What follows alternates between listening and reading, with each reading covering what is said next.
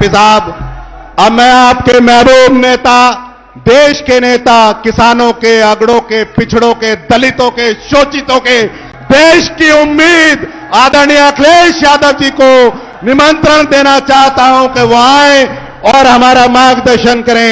आदरणीय अखिलेश यादव, अखिलेश यादव, अखिलेश यादव, समाजवादी पार्टी, मुलायम सिंह यादव। मैं सबसे पहले आई हुई जनता का बहुत बहुत धन्यवाद और आभार प्रकट करना चाहता हूं। मैं देख रहा हूं कि पहले चरण से ही, इस पहले चरण के चुनाव से ही हवा कुछ और चल रही है और जो खबरें मिल रही हैं अखबारों में मैं पढ़ रहा हूं और जिस तरह का माहौल दिखाई दे रहा है, इस बार पश्चिम से हवा चल रही है और ये पश्चिम की हवा इस बार भारतीय जनता पार्टी का पूरा सुपड़ा साफ कर देगी। हालांकि मैं समाजवादी पार्टी के प्रत्याशी, पूर्व सांसद, बहुत जुझारू नेता, सम्मानित नेता हरेंद्र मलिक जी के समर्थन में आपसे सहयोग और मदद मांगने आया हूं। आप जिता तो पहले से ही रहे हैं, ये जीत तो पहले से ही रहे हैं। मैं केवल आपसे इतना निवेदन और अपील करने आया हूं कि इनकी जीत का फासला और बढ़ा देना। अभी तो लाखों से जीत रहे हैं, बताओ कई लाख से इनको जिता दोगे क्या नहीं जिताओगे? हमारे प्रत्याशी हरेंद्र मलिक जी, मंच पर उपस्थित पूर्व सांसद कादिर राणा जी, पूर्व अध्यक्ष प्रमोद त्यागी जी, हाल ही में समाजवादी पार्टी ने एमएलसी बनाया किरणपाल कश्यप जी, मुकेश चौधरी जी, राकेश शर्मा जी, यहां के बहुत संघर्षशील, कर्मठ, जुझारू विधायक, नौजवान साथी पंकज मलिक जी, और जिनकी अध्यक्षता में हम लोग इस सभा का संपन्न कर रहे हैं, वो हमारे पार्टी के नेता शेर सिंह राणा जी, बगल के बहुत ही संघर्षशील विधायक, सरदना से विधायक अतुल प्रधान जी, मौलाना नजीर साहब, विनय पाल जी, सोमपाल सिंह जी, अंसार आरती जी, नौशाद अली साहब, रेहान जी, गौरव जैन, सत्येंद्र त्यागी चेयरमैन, डॉक्टर सुखपाल सिंह जी गुफरान कांग्रेस नेता, अली अब्बास काजमी जी। और मुझे खुशी है इस बात की कि पिछले दिनों हमसे दूर हुए बहुत बड़े नेता, जो राज्यसभा में भी सांसद रहे, जिनका हमें परिचय नहीं बताना है, आपके बीच के हैं, न केवल उत्तर प्रदेश बल्कि देश में समय समय पर अपनी कलम से, अपनी आवाज से बात को पहुंचाते हैं, ऐसे शाहिद सिद्दीकी साहब भी आज समाजवादी पार्टी के सहयोग और समर्थन में आ गए हैं। मैं उनका और उनके साथ जितने भी साथी आज समाजवादी पार्टी में शामिल हो रहे हैं, मैं उनका बहुत बहुत धन्यवाद और आभार प्रकट करता हूं। साथ ही साथ माजिद सिद्दीकी जो बहुजन समाज पार्टी से छोड़ करके आए हैं, माजिद सिद्दीकी साहब जो बहुजन समाज पार्टी को छोड़ करके आए, इनके तमाम साथी जो आज समाजवादी पार्टी में शामिल हुए, मैं उनका भी धन्यवाद और आभार प्रकट करता हूं।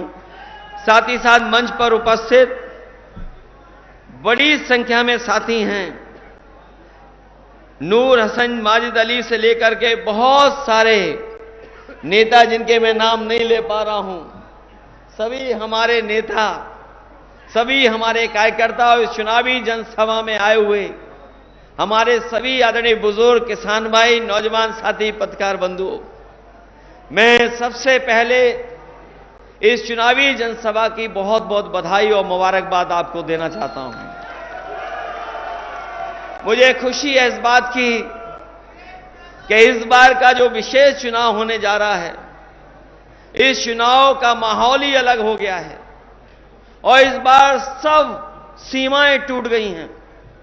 कोई वर्ग नहीं बचा जो साथ देने के लिए न खड़ा हो गया हो। आज हर वर्ग के लोग भारतीय जनता पार्टी के खिलाफ समाजवादी पार्टी और इंडिया गठबंधन के साथ खड़े होकर के कंधे से कंधे मिलाकर के उनके प्रत्याशी को जिताना चाहते हैं। मैं यहां पर जहां समाजवादी पार्टी के प्रत्याशी के लिए आपसे मदद मांगने आया हूं, वहीं ये इंडिया गठबंधन के लिए भी आपसे मैं सहयोग मांग रहा हूं।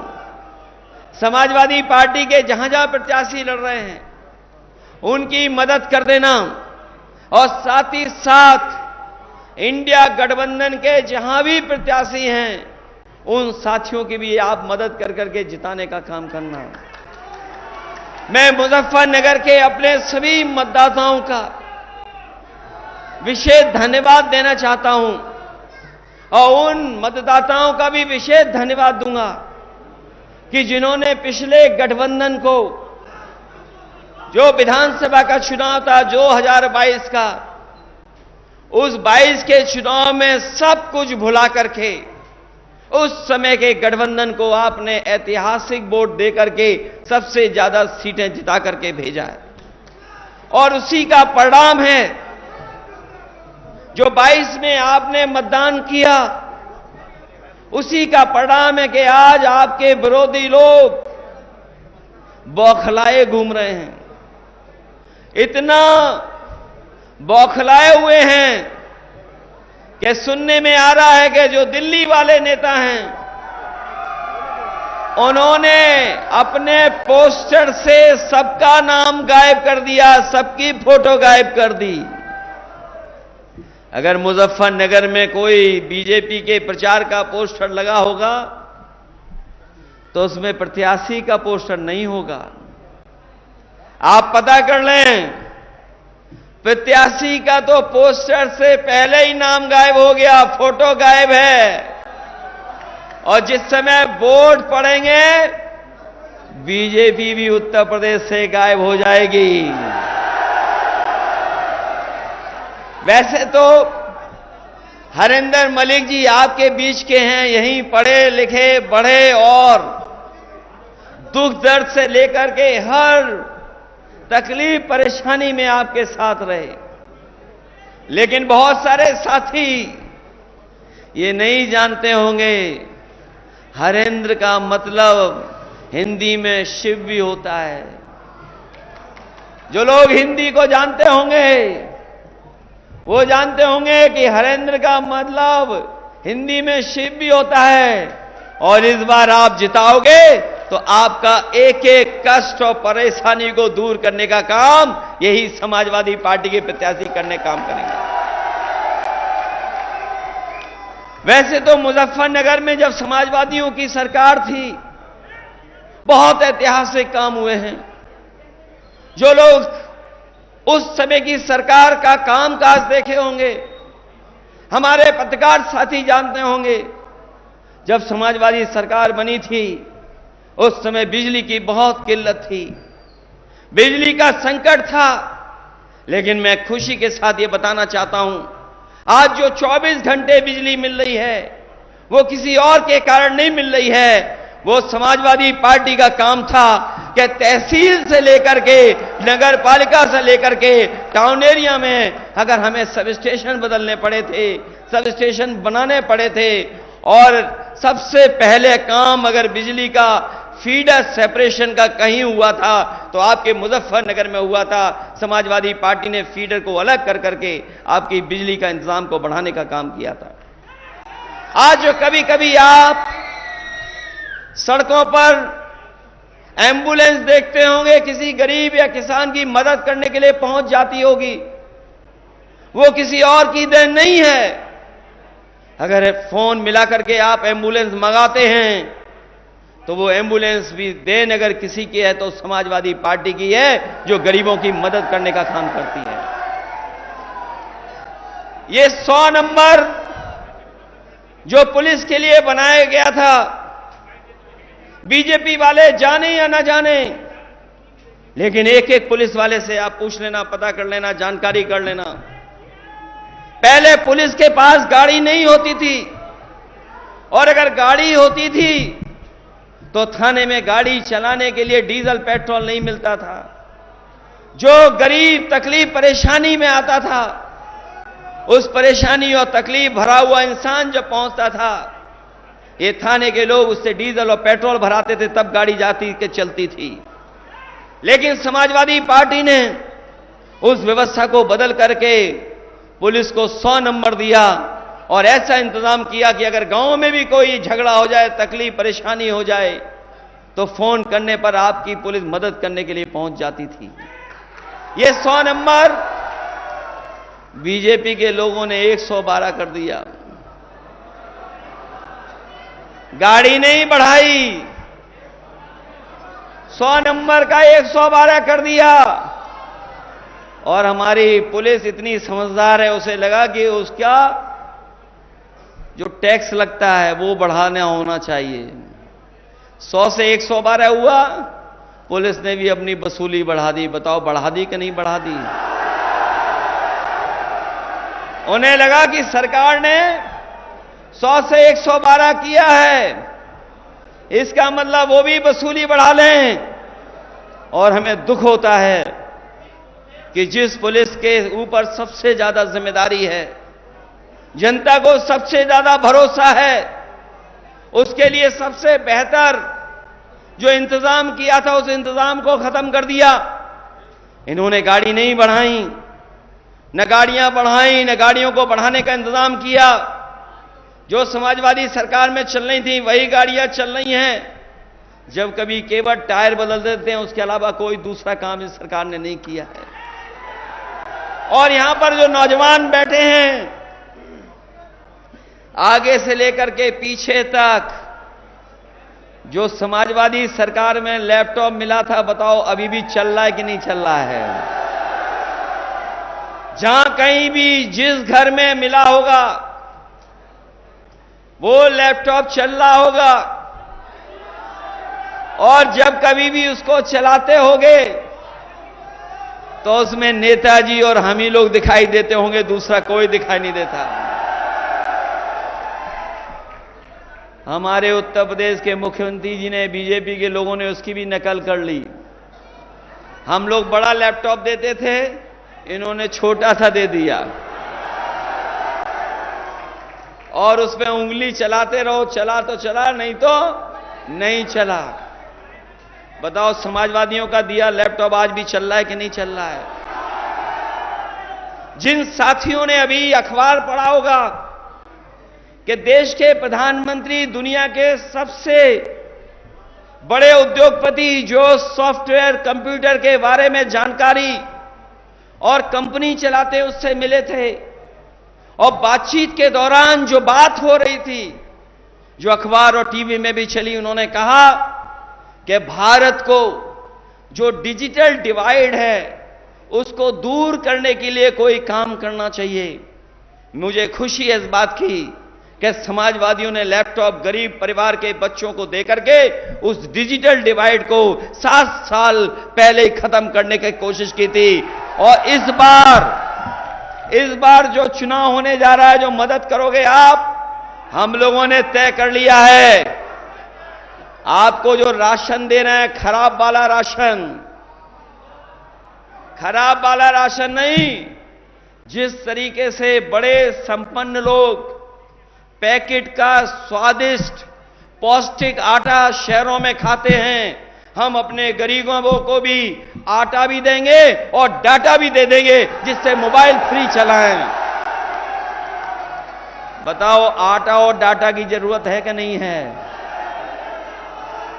ये कह रहे हैं कि हम विश्व गुरु बना रहे हैं देश को।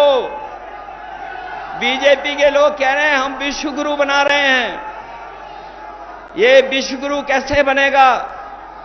ये 80 करोड़ लोगों को राशन दे रहे हैं। बताओ, दुनिया में किसी देश में 80 करोड़ लोगों को राशन मिल रहा हो? 10 साल की इनकी उपलब्धि है कि 80 करोड़ लोगों को राशन दे रहे हैं। ये 10 साल की इनकी उपलब्धि है। और यही उपलब्धि नहीं, अगर पीछे मुड़ करके देखोगे, ये वो जमीन है जिसने किसान नेता पैदा किए हैं। ये वो जमीन है जहां का किसान अपने हक और सम्मान के लिए लड़ाई लड़ने का काम करता है। ये वो जमीन है जहां महेंद्र सिंह टिकैत जैसे नेता पैदा हुए हैं और साथ ही साथ चौधरी चरण सिंह जी जैसे महान भारत रत्न हमारे किसान नेता पैदा हुए हैं। ये सरकार एक तरफ तो सम्मान दे रही है, भारत रत्न से सम्मान दे रही है, स्वामीनाथन जी को भी दे रही है, लेकिन हमारे किसानों को एमएसपी के लिए कोई गारंटी नहीं दे रही है। कोई एमएसपी की गारंटी अगर दे रही हो सरकार तो हमें बता दो आप। यही किसान हमारे यहां के गए होंगे दिल्ली अपने हक और सम्मान और लड़ाई के लेकर के दिल्ली गए थे, याद होगा आपको।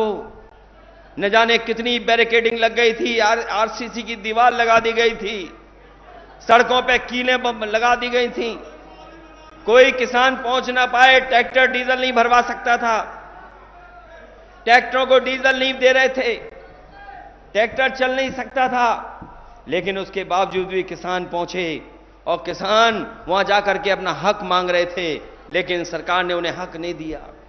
3 काले कानून लाना चाहते थे ये लोग, लेकिन हम बधाई देना चाहते हैं किसानों की ताकत ने उनको रोक दिया और 3 काले कानून नहीं सरकार ला पाई। मैं आपसे कहना चाहता हूं, ये सरकार किसानों की नहीं है, ये सरकार बड़े बड़े उद्योगपतियों की है, ये सरकार हमारे गरीब किसानों की नहीं है। और अगर गरीब किसानों की सरकार होती तो हमारे किसानों का भी एक सरकार कर्जा माफ कर देती, हमारे किसानों को एमएसपी दे देती।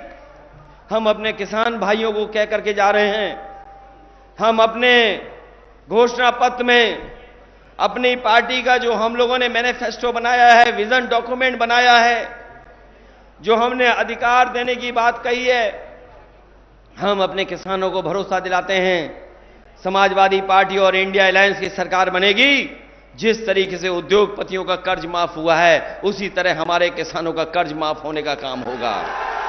और हम तो बीजेपी के लोगों से पूछते हैं कि बीजेपी के लोगों, ये बताओ 10 साल में लगभग 1 लाख किसान ने आत्महत्या की है। जो हमारे पढ़े लिखे नौजवान हैं, जो मोबाइल चलाते होंगे, गूगल से देख लेते होंगे, वो जाकर के देखें कि जब से बीजेपी की 10 साल की सरकार आई है पूरे देश में कम से कम 1 लाख किसानों ने आत्महत्या की है। जो आत्महत्या की किसानों ने कोई मदद सरकार ने नहीं की। जो हमारे किसान हजारों की संख्या में 3 काले कानून के खिलाफ लड़े, शहीद हो गए, उनकी कोई मदद सरकार ने नहीं की।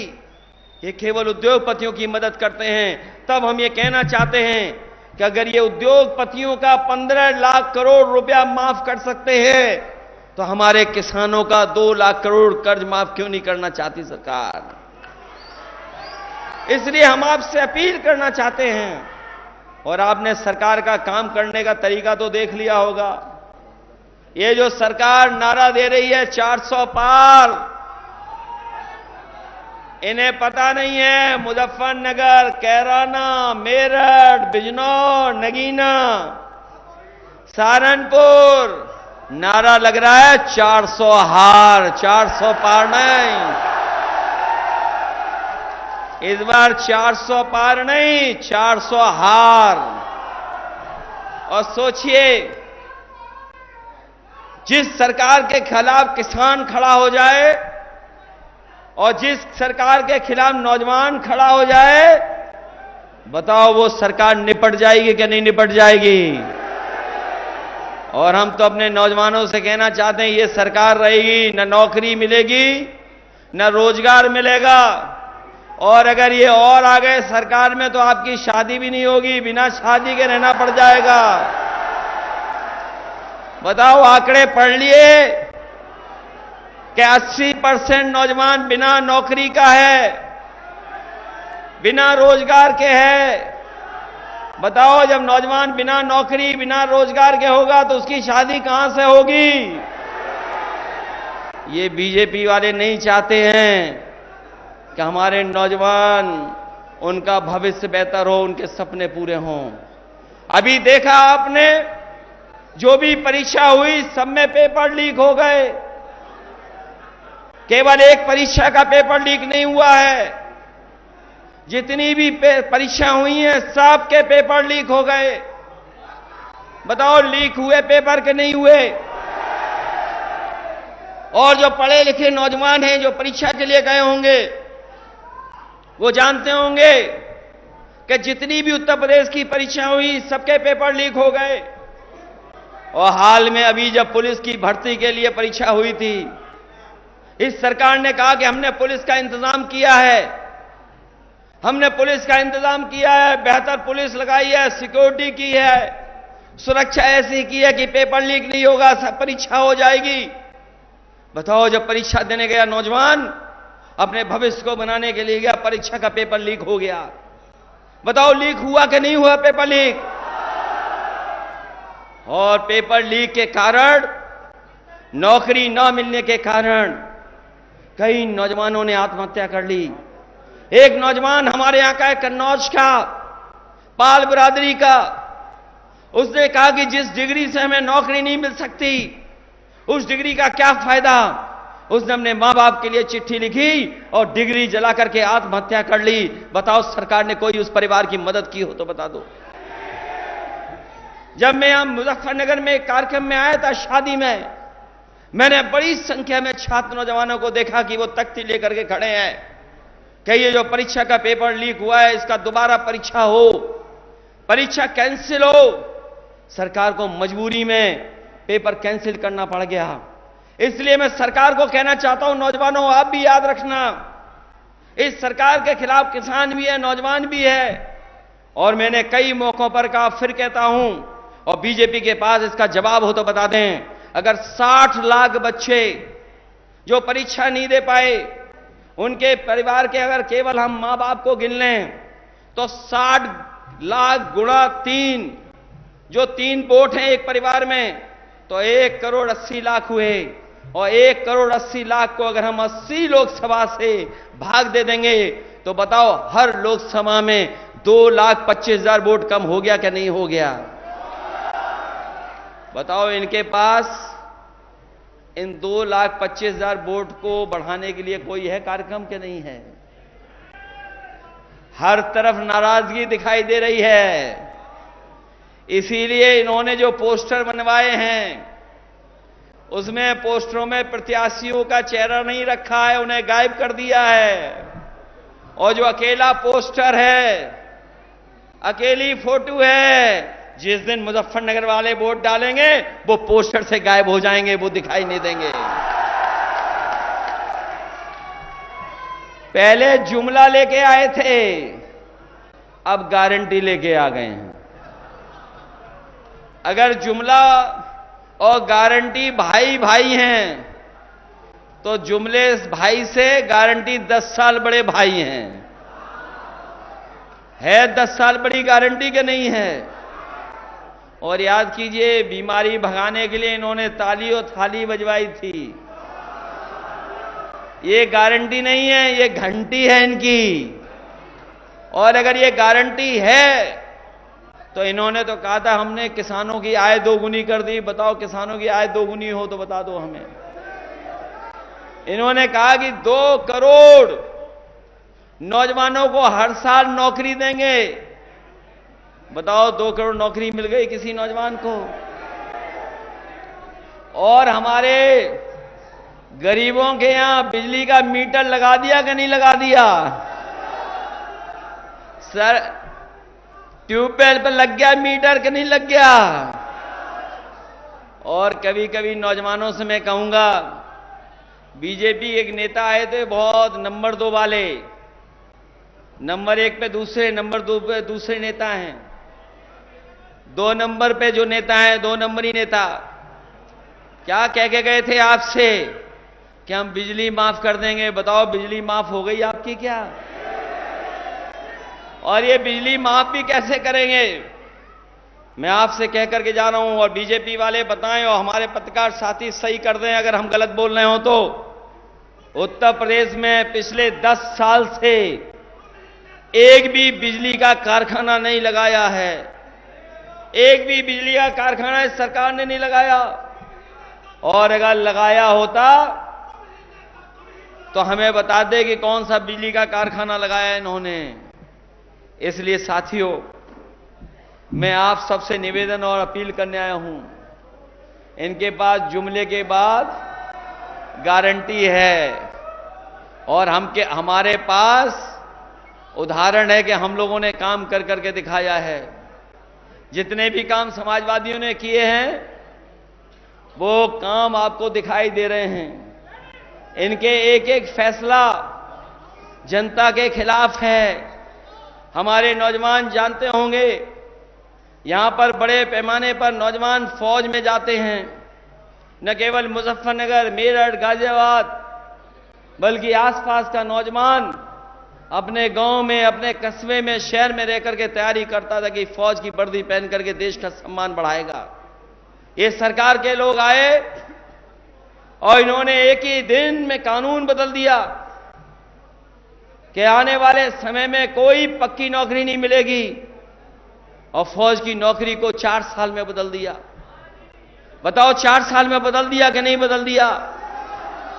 और नौजवान मजबूरी में जा रहा है, नौजवान मजबूरी में जा रहा है अग्निवीर भर्ती में, कोई खुशी खुशी नहीं जा रहा है। ये सरकार नौजवानों की गरीबी का लाभ उठा रही है और उन्हें अब अग्निवीर में भर्ती करने का एक कार्यक्रम चला रही है। हम अपने नौजवानों से कहना चाहते हैं कि ये अग्निवीर जैसी व्यवस्था हम लोग कभी स्वीकार नहीं कर सकते हैं। जब भी इंडिया अलायंस बनेगा, सरकार बनाएगा, तो अग्निवीर व्यवस्था हमेशा हमेशा के लिए खत्म हो जाएगी। जैसे पहले भर्ती होती थी वैसे ही भर्ती का करने का काम करेंगे। मैं तो कभी कभी अपने खाकी वर्दी पहने हुए भाइयों की तरफ देखता हूं और मुझे लगता है कहीं अग्निवीर जैसी इनकी भी 3 साल की नौकरी ना हो जाए। और इनसे भी कहूंगा मैं, सख्ती कम करो, मदद करो, नहीं 3 साल बाद आपको गांव में जाकर के मेड़ पे ही घूमना पड़ेगा, अपनी फसल की रखवाली करनी पड़ेगी। जो सरकार फौज की 4 साल की नौकरी कर दे, बताओ इनकी खाकी वालों की 3 साल नौकरी करने में कितना टाइम लगेगा उन्हें। और फिर ये जो पेंशन वाली बात है, सरकार कहती हम पे तो इतना पैसा है, तो ओल्ड पेंशन स्कीम क्यों नहीं बहाल कर रहे? हम अपने लोगों को कह के जा रहे हैं, इंडिया अलायंस की सरकार बनेगी, समाजवादी पार्टी ओल्ड पेंशन बहाल करने का फैसला लेकर के आपकी मदद करने का काम करेंगे। इसलिए साथियों, चुनाव में सावधान रहोगे कि नहीं रहोगे? ये चुनाव लोकतंत्र बचाने का है। जैसे किसी को नहीं पता लगा था कि रातों रात नोटबंदी हो गई थी, किसी को पता लगा था कि नोटबंदी होने जा रही है, और इन्होंने कहा कि जीएसटी से व्यापार अच्छा हो जाएगा। बताओ व्यापार बर्बाद हो गया कि नहीं हो गया? और उस समय भी मैंने कहा था, और आज भी वही बात कह रहा हूं जब नोटबंदी पे मैंने कहा था कि हमारा रुपया काला सफेद नहीं होता। ये रुपया काला सफेद नहीं होता, हमारा आपका लेन देन काला सफेद होता है। लेकिन बीजेपी के लोग कहते हैं कि रुपया काला सफेद है। बताओ भ्रष्टाचार बढ़ा है कि नहीं बढ़ा है? और जो लोग 400 पार चिल्ला रहे हैं वो घबराए हुए क्यों हैं? वो डर क्यों रहे हैं? दिल्ली के मुख्यमंत्री को क्यों झूठा केस लगा के फंसा दिया? अगर 400 पार हो रहे थे तो क्यों फंसा रहे हो झूठे मुकदमे में? आपने एक प्रदेश के मुख्यमंत्री को भेज दिया, आपने झारखंड के भी मुख्यमंत्री को जेल भेज दिया, लेकिन यहां पर जनता जागरूक है। मोबाइल खोल करके गूगल पे लिस्ट पड़ रही है कि सबसे ज्यादा चंदा अगर किसी ने वसूला है तो वो भारतीय जनता पार्टी ने वसूला है। बताओ वसूला कि नहीं वसूला? हम और आप तो चंदा देते थे 50 रुपए, 100 रुपए, 5,000, 10,000 रुपए। जो संपन्न होता था 1 लाख रुपए दे देता था। लेकिन बीजेपी की सूची पढ़िए आप, जो चंदा मिला है उन्हें, बताओ 1,000 करोड़ रुपए। कोई चंदा देता है 1,000 करोड़ रुपए, कोई 600 करोड़ दे रहा है, कोई 400 करोड़ दे रहा है, कोई 300 करोड़ दे रहा है। ये इसलिए दे रहे हैं क्योंकि इनके हाथ में ईडी, सीबीआई, इनकम टैक्स है। उन्हीं से छापा मरवाते हैं और फिर छोड़ने के लिए वो पैसा वसूल लेते हैं। ऐसे दुनिया के इतिहास में किसी पॉलिटिकल पार्टी ने नहीं किया होगा जैसा भारतीय जनता पार्टी ने किया है कि वसूलने का काम किया है, लोगों को डरा के धमका के वसूलने का काम किया है। इसलिए लोकतंत्र बचाने का चुनाव है, ये लोकतंत्र बचाने का चुनाव है। बाबा साहब भीमराव अंबेडकर जी का दिया हुआ संविधान, उसको बचाने का चुनाव है। अभी हमने त्योहारों की भी बधाई दी, एक दूसरे से गले मिले। चाहे हमने ईद मनाई हो, वैसाखी का त्योहार मनाया हो। अभी हम लोग याद कर रहे थे बाबा साहब भीमराव अंबेडकर जी को, उससे पहले याद किया बीपी मंडल को। हमारा देश त्योहारों का है, हमारा देश भाईचारे का है, हमारा देश गंगा जमुनी का है।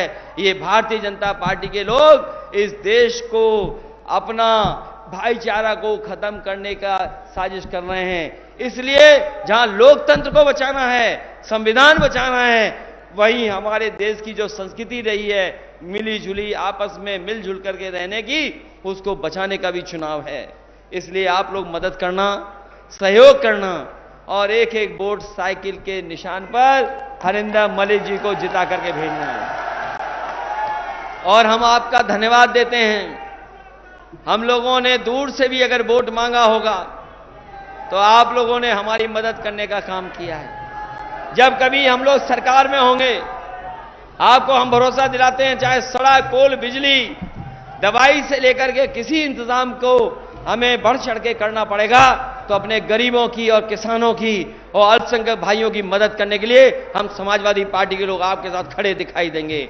इस चुनाव में आप अपना चुनाव समझ करके और आने वाली पीढ़ी के भविष्य का चुनाव समझ करके मदद करना, क्योंकि इस बार अगर हम लोग चूक गए तो हमारा लोकतंत्र नहीं बचेगा, ये हमारा संविधान नहीं बचेगा। और जिस तरह के सांसद लोग इनका कह रहे हैं कि हम संविधान बदलने के लिए 400 सीटें मांग रहे हैं, इनके चाहे दक्षिण के हों सांसद, चाहे राजस्थान के इनके नेता हों, चाहे उत्तर प्रदेश के नेता हों, वो कह रहे हैं कि हम 400 पार इसलिए कह रहे हैं क्योंकि हमें संविधान बदलना है। इसलिए अगर ये सीटें जीत गए तो हो सकता है न जाने किस दिशा में ले जाए इस चुनाव को। न केवल ये संविधान बदलेंगे बल्कि नौजवानों को नौकरी नहीं देंगे। और लोग अपने गांव में ज्यादा से ज्यादा वोट डाल देना, पहले से ज्यादा दे देना। और इस बार तो अलग माहौल है, हर वर्ग के लोग आपका समर्थन कर रहे हैं। और ऐसे वर्ग जो कभी कभी दूरी से रखते थे, लेकिन सबने आकर के इस बार समाजवादी पार्टी का सहयोग किया है, मदद किया है। और जिस तरह से हमारे क्षत्रिय भाई लोग अपमानित महसूस कर रहे हैं बीजेपी से, और गुजरात से लेकर के उत्तर प्रदेश और राजस्थान में उन्होंने मन बनाया है कि इस बार भारतीय जनता पार्टी का सुपड़ा साफ कर देंगे, इनका पता नहीं लगेगा। इसलिए जब मतदान करने जाओ तो सावधान भी रहना, लेकिन इनके सामने झुकना नहीं। अपना वोट एक एक प्रकट करता हूं। एक बार फिर शाहिद सिद्दीकी जी को और मुजाहिद को सिद्दीकी को मैं बहुत बहुत धन्यवाद देता हूं कि इनके कई साथी समाजवादी पार्टी में आए हैं जो हमारा सहयोग और मदद कर रहे हैं। बहुत बहुत धन्यवाद, बहुत बहुत आभार प्रकट करता हूं।